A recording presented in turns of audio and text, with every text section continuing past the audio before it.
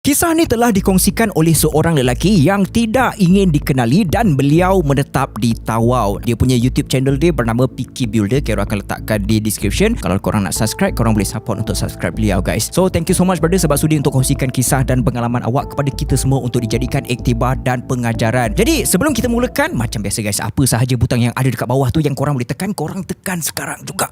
Grow. Okay, so tanpa membuang masa korang semua, let's go.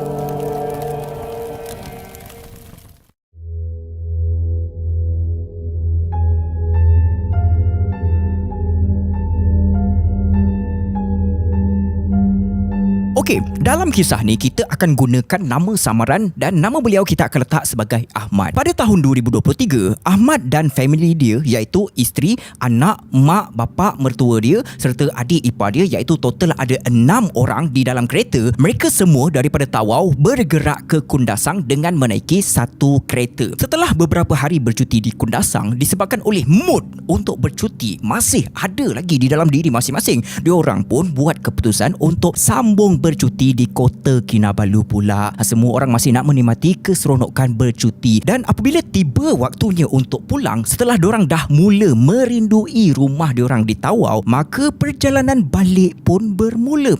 Alright, untuk balik semula ke Tawau, dekat sana actually ada dua laluan yang boleh digunakan, yang di mana laluan pertama adalah laluan yang dipanggil sebagai jalan depan, yang memang biasa orang akan gunakan jalan tu, iaitu kalau jalan depan ni diorang perlu melalui sandakan dan lahadatu, dan perjalanan tersebut memakan masa selama 10 hingga 12 jam. Akan tetapi untuk laluan yang kedua, ataupun kita boleh cakap option atau pilihan yang kedua, benda ni dipanggil sebagai jalan belakang. Jalan belakang ni sebenarnya adalah laluan alternatif yang jika dilalui, ianya hanya akan memakan masa selama 7 hingga 8 jam perjalanan sahaja. So bila dah cakap macam gini, diorang pun memilih untuk jalan yang kedua, iaitu jalan belakang, sebab lebih cepat untuk sampai ke rumah. Ditambah pula mereka tak pernah lalu jalan tu sebelum ni. Dah alang-alang dapat peluang, diorang pun grab that peluang tu untuk merasa sendiri pengalaman menggunakan laluan alternatif tersebut. Akan tetapi, apa yang Ahmad tahu pasal jalan belakang ni hanyalah beberapa benda je.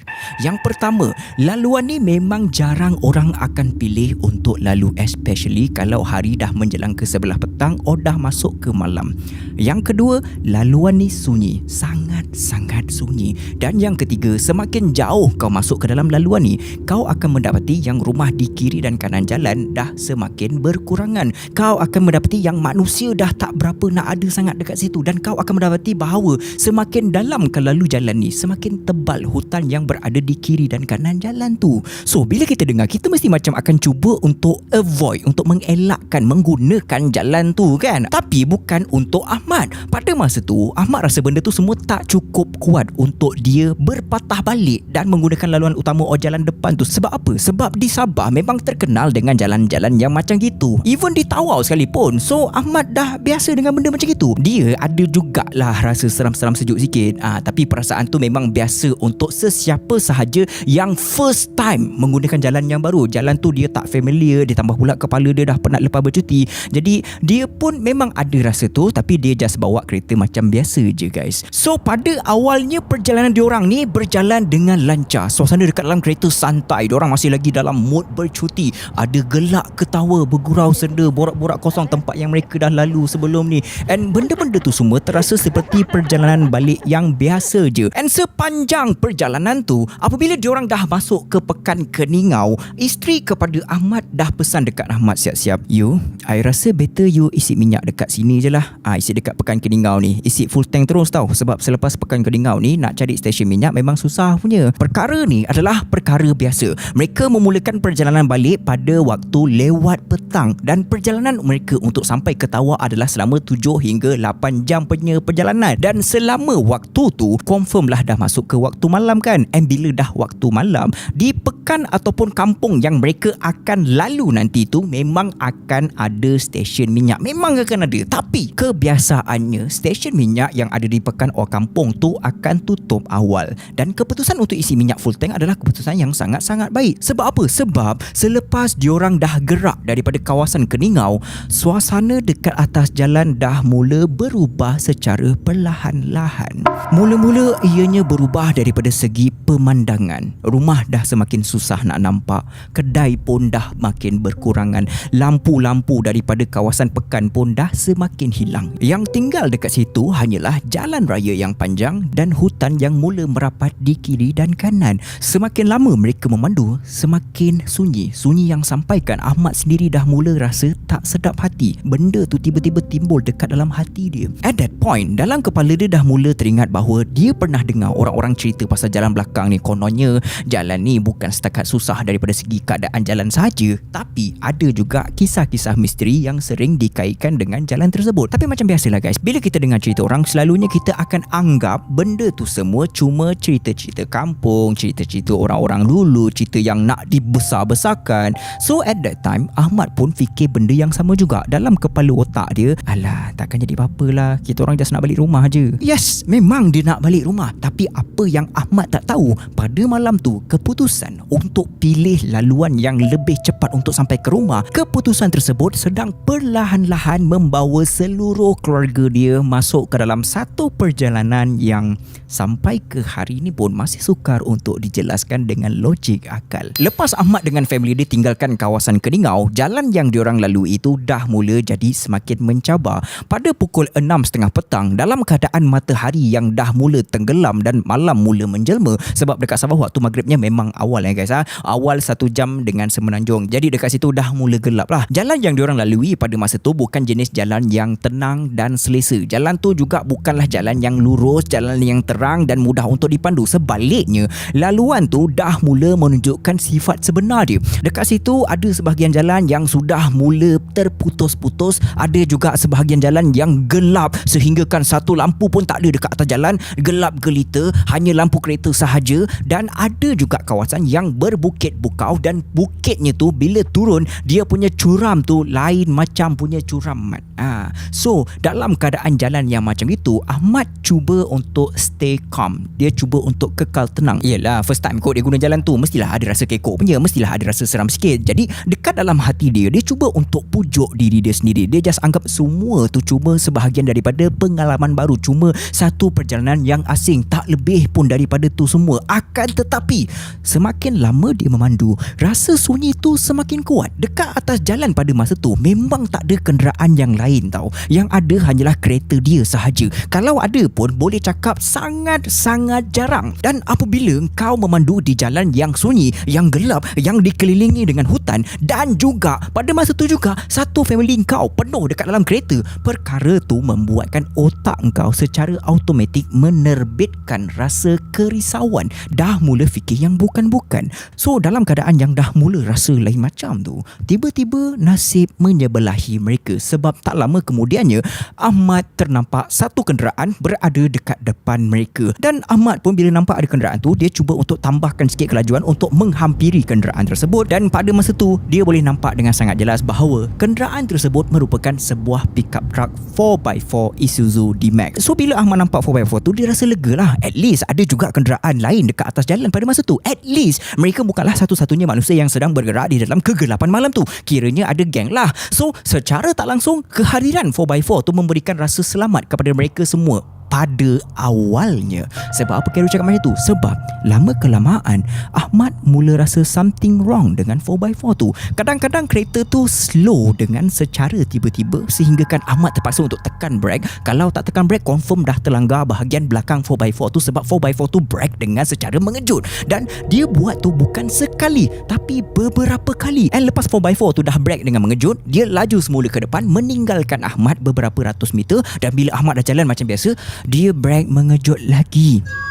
Ahmad pada masa tu dia cuba untuk berfikiran positif. Mungkin kereta depan ni elak lubang kot. Dia fikir macam itu. Tapi secara logiknya, bila kereta dorang melepasi laluan 4x4 tu, jalan yang sama dia dah lalu, bila 4x4 tu dah lalu, and then dorang lalu, bila dia tengok dekat jalan tu, tak ada lubang pun. Dan selepas beberapa ketika, apabila kereta Ahmad berada lebih kurang 50 meter di belakang kereta tu, Ahmad nampak yang 4x4 tu pergi buka dia punya lampu signal sebelah kiri. So bila Ahmad tengok macam itu, dia rasa curious lah, sebab jalan yang dorang tengah lalu sekarang ni jalan yang tegak, tak ada sempang untuk belok ke kiri ataupun belok ke kanan. So Ahmad pun fikir, maybe dia nak belok ke kiri kot, nak berhenti dekat bahu jalan. Kereta dia ada problem kot. Jadi Ahmad melajukan kenderaan dia merapati 4x4 tu untuk memotong 4x4 tu, ataupun at least bila 4x4 tu berhenti dekat bahu jalan, Ahmad macam nak tanyalah ada masalah ke, nak minta tolong ke. Dan apabila kereta dorang dah rapat dengan 4x4 tu, 4x4 tu brake dengan mengejut. Ahmad terpaksa untuk tekan dia punya brake dengan mengejut sampai menghasilkan rasa yang tidak senang di dalam kereta, sampai anak dia yang dekat belakang tercampak sedikit ke depan, dan semua orang dalam kereta tu menjadi saksi dengan perkara tersebut. Apa hal siap kereta depan ni? And selepas kereta tu brake secara mengejut, dia dengan secara tiba-tiba menghidupkan signal lampu di sebelah kanan pula. Kereta depan tu, pada dasarnya kalau nampak kereta dengan signal sebelah kanan, kereta yang berada di belakang perlu berhati-hati sebab takut kereta depan nak memotong kereta yang ada di depan dia lagi, ataupun nak mengelak daripada kayu or anything else lah. Jadi apa yang Ahmad lakukan pada masa tu adalah dia slowkan kereta dia, dia menjauhkan sedikit kereta dia daripada kereta 4x4 yang ada dekat depan dia pada masa tu. And bila dah berada pada jarak 50 meter di belakang, Ahmad fokuskan mata dia betul-betul, Ahmad fokuskan otak dia supaya jika ada apa-apa halangan di depan, dia boleh elak. Dan selepas beberapa ketika, bila dia dah fokus gila babi tu, kereta tu matikan signal sebelah kanan and dia hidupkan kedua-dua belah signal dia. Apabila kedua-dua signal dihidupkan, itu menandakan bahawa kereta tersebut mungkin mengalami kecemasan, emergency signal. At this point, Ahmad dah rasa macam something wrong gila tau dengan kereta tu. Tadi dia hidupkan signal sebelah kiri, lepas tu dia hidupkan signal sebelah kanan, and now dia hidupkan kedua-dua belah signal. Kenapa dengan kereta depan ni? Ahmad at that time ada dua benda je yang dia fikir. Sama ada kereta depan dia memandu dalam keadaan yang kepenatan, dia penat gila, ataupun dia memandu dalam keadaan yang mengantuk, ataupun kereta depan dia tu sama macam dia, first time guna jalan tu, tak biasa dengan jalan tu. Tapi guys, isteri Ahmad fikir benda lain. Dia tak fikir pasal benda-benda mistik. Isteri Ahmad pada masa tu lebih fikir kepada benda yang real, yang boleh memudaratkan mereka sekeluarga. So dalam kepala isteri Ahmad, dia dah mula risau jika kereta yang ada dekat depan dia sekarang ni cuba untuk merompak mereka. Apa yang diorang lakukan tadi tu, buka signal apa semua, brake apa semua kan, benda tu semua adalah taktik untuk membuatkan kereta Ahmad berhenti dekat kawasan yang sunyi. Dan bila isteri Ahmad bagi tahu dekat Ahmad pasal benda tu, Ahmad pun dah start rasa berdepor. Apa yang isteri dia cakap ada betulnya. Bila difikirkan balik, situasi tu memang tak sedap gila doh. Jalan gelap, jalan sunyi, tak ada orang, tak ada kereta lain, hanya kereta dorang dan kereta 4x4 tu je yang ada dekat atas jalan. And pada waktu malam pula tu, and line telefon pada masa tu memang kejap ada, kejap tak ada. Jadi Ahmad buat keputusan dia akan potong kereta dekat depan dia tu. So bila dah memastikan jalan clear, Ahmad tekan pedal minyak, kereta dia mengaum sebab pick up tinggi. And pada ketika dia tengah memotong, dalam hati dia just cakap yang maybe pemandu 4x4 tu penat, dia mengantuk, and apa yang diorang tengah lalui sekarang ni adalah salah faham je. Dia cuba untuk sedapkan hati dia. And sebaik sahaja Ahmad berjaya memotong 4x4 tersebut, something happen. Perkara tu mungkin nampak kecil je pada mulanya, tapi sebenarnya itu adalah titik pertama yang membuatkan perjalanan mereka pada malam tu mula rasa tak betul. Ini tak betul ni. Sebab apa? Sebab sebaik sahaja kereta dorang melepasi 4x4 tu, apabila Ahmad melihat ke cermin pandang belakang dia, dia tengok dekat cermin matang belakang dia, 4x4 tu langsung tak kelihatan.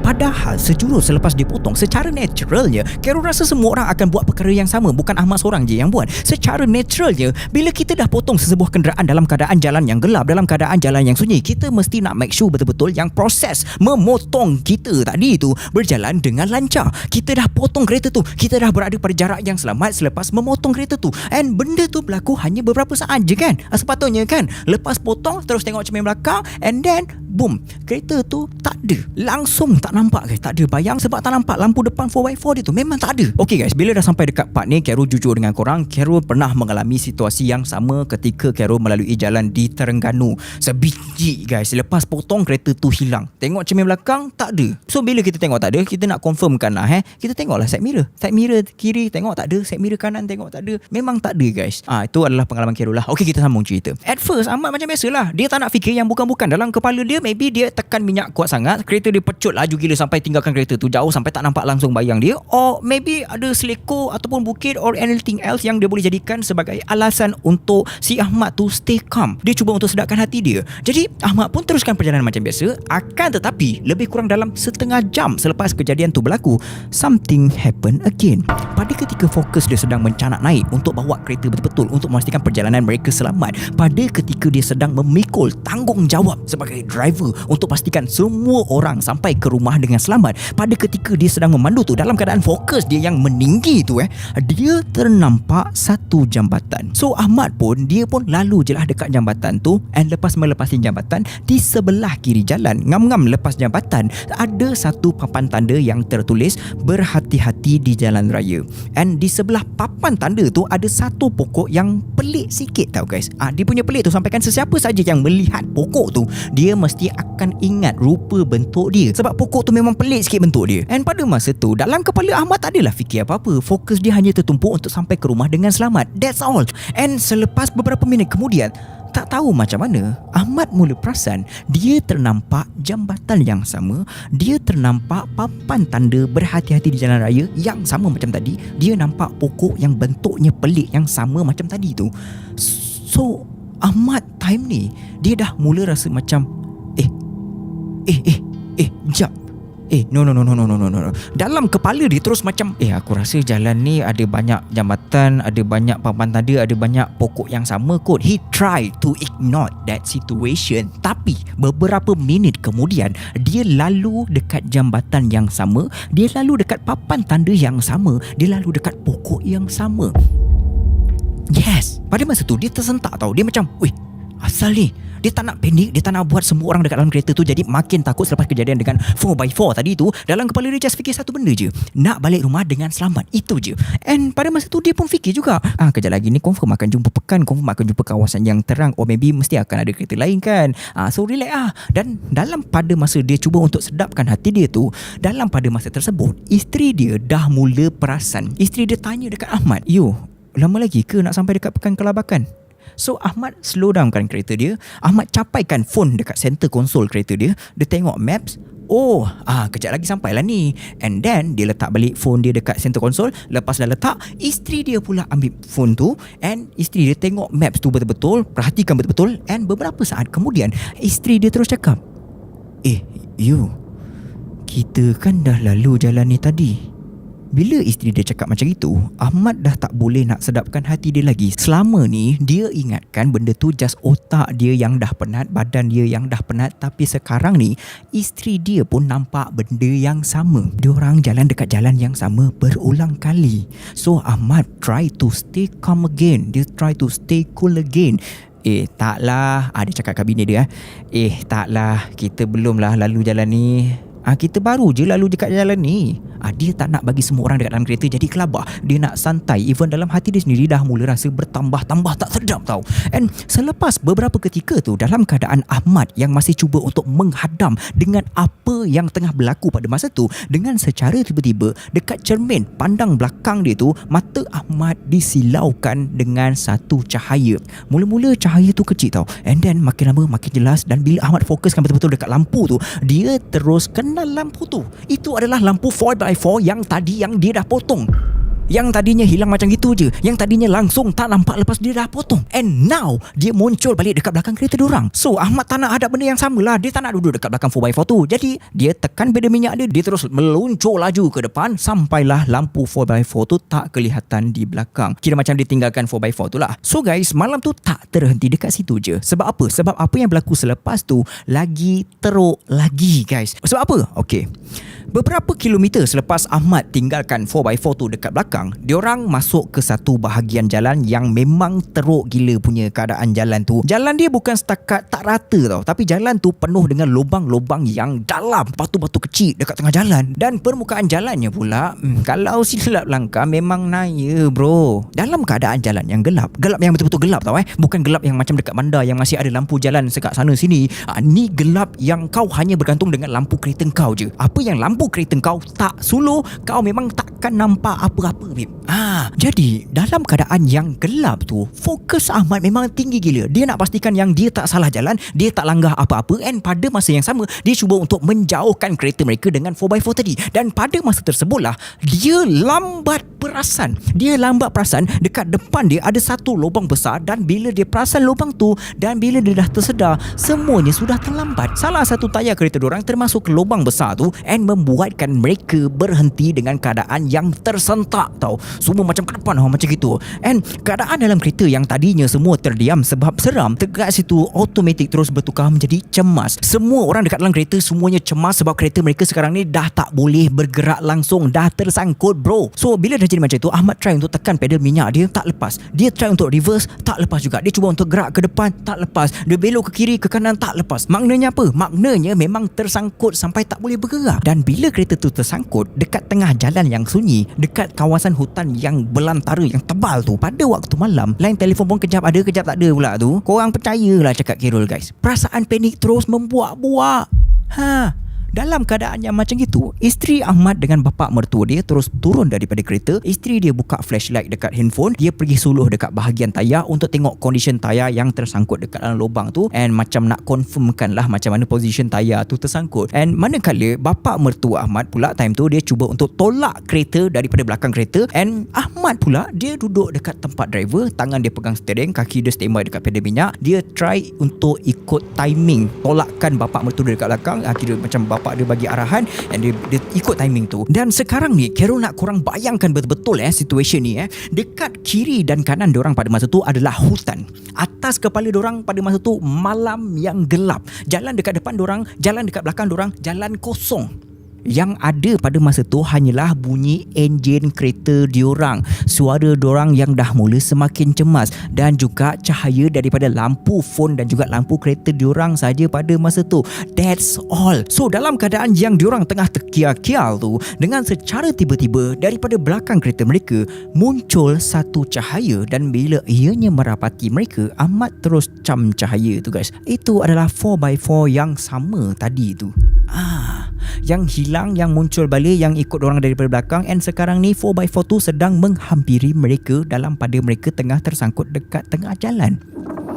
Okey, sekarang ni lah kan kalau korang berada di tempat dia orang, apa yang korang harapkan daripada situasi macam ni? Secara logiknya lah, cuba korang fikir. Mestilah korang mengharapkan kereta tu akan berhenti kan? At least kereta tu berhenti sekejap, turunkan tingkap dorang, tanya dekat dorang, bos, okey ke? Ada nak tolong apa-apa ke tak? Sebab dekat depan dia sekarang ni ada satu family yang secara terang-terangan tengah berada dalam masalah dan memang memerlukan bantuan, tengah terkandas, tengah cuba untuk keluarkan kereta daripada lubang yang besar. Tapi guys, bila 4x4 tu sampai dekat tempat dorang, dia langsung tak berhentikan kereta dia. Langsung tak berhenti. Disebabkan kereta mereka berada di tengah-tengah jalan, 4x4 tu dia macam ke tepi sikit, and then dia just lalu melepasi mereka semua, and dia terus jalan ke depan.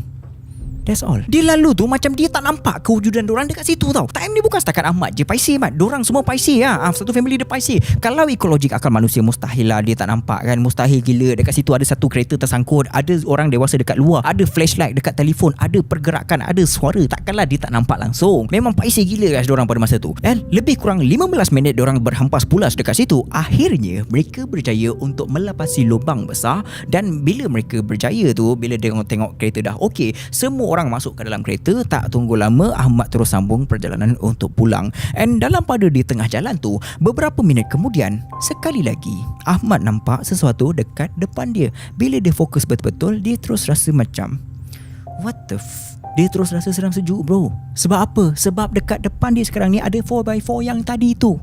Ahmad terus terfikir tau, Kau dah potong aku tau tadi. Sepatutnya kau dah ada dekat depan Syak. Dah jauh tinggalkan kita orang Syak. Asal kau ada dekat sini? Kau nak apa ni sebenarnya? Dia macam marah-marah lah dalam hati dia kan. Dan dalam pada Ahmad tengah macam menjerak gila dengan kereta depan tu. Kereta kat depan tu 4x4 tu, dia jadi makin pelik guys. Sebab apa? Sebab 4x4 tu dengan secara sengajanya, memang boleh nampak sengaja dia slowkan kereta dia, and dalam pada masa yang sama dia buka emergency signal. Dia buka signal kiri, dia buka signal kanan, kira macam emergency signal yang lampu 3 segi tu kan. Lampu tu menyala guys. Disebabkan beberapa perkara terjadi sebelum ni. Diorang dekat dalam kereta memang dah rasa lain macam gila nak mampus. Diorang semua dah tak sedap hati gila. Isteri Ahmad pun dah rasa gelisah gila. Dia dah tak selesa untuk berada dekat belakang 4x4 tu walau beberapa saat pun. So sekali lagi isteri dia cakap dekat Ahmad, "You, I rasa lain lah. You bawa laju sikit. You tak payah follow belakang dia. You potong dia yang." So Ahmad pun fikir benda yang sama, and tak cakap banyak, Ahmad pun potong. And kali ni 4x4 tu punya movement memang slow gila tau. Dalam keadaan hazard light dia yang tengah menyala, dia macam sengaja bagi ruang, dia macam sengaja bagi peluang, macam dia memang tengah tunggu Ahmad untuk datang rapat dengan dia. So Ahmad pun bagi signal. Dia bagi signal kanan, dia tekan pedal minyak, and dia pun mula keluar ke sebelah untuk potong 4x4 tu.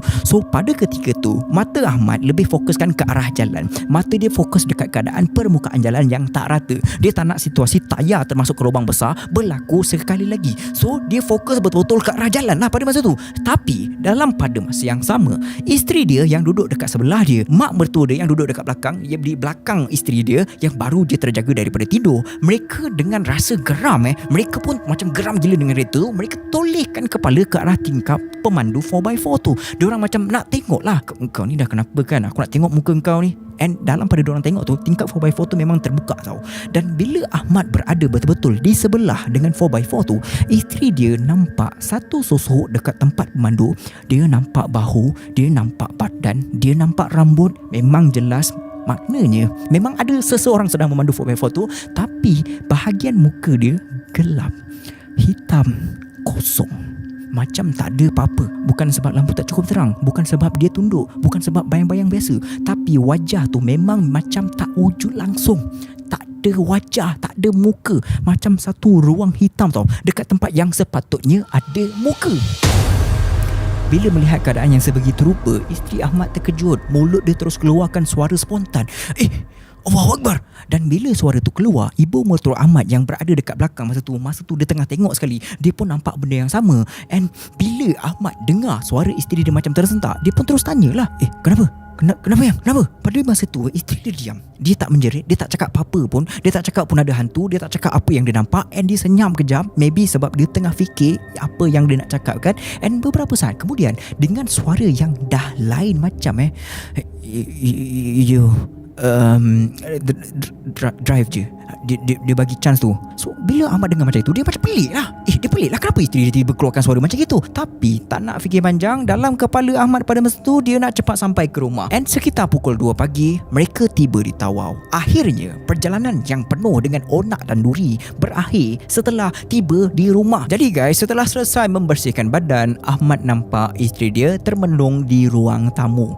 Dia pun datang menyapa isteri dia. Dia tanya, kenapa yang? And at that time, isteri dia terus ceritakan dekat Ahmad. Pada ketika kereta mereka memotong 4x4 tu, pemandu 4x4 tu pandang ke arah kereta mereka.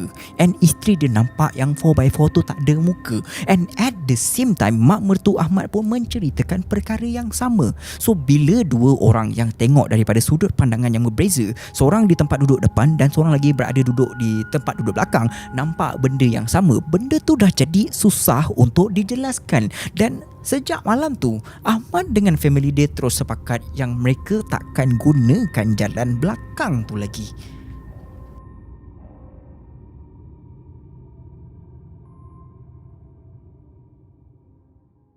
Sometimes dalam hidup kita ni, jalan shortcut ni nampak je cepat, tapi kita sendiri tak tahu apa yang ada di sepanjang jalan tu. Jadi pengajaran daripada kisah ni, kalau kita tahu tempat tu berisiko, sunyi dan kita pula bawa satu family dengan kita, janganlah terlalu yakin dengan keberanian diri. Sebab apa? Sebab pilih jalan yang lebih jauh. Kadang-kadang jalan lebih jauh tu adalah jalan yang lebih selamat untuk dilalui. Sekian, itu sahaja daripada Kero Series untuk video kali ni. Jangan lupa untuk like, subscribe and comment, okay? See you on next video. Assalamualaikum. Aduh, panas pula guys pakai baju macam ni.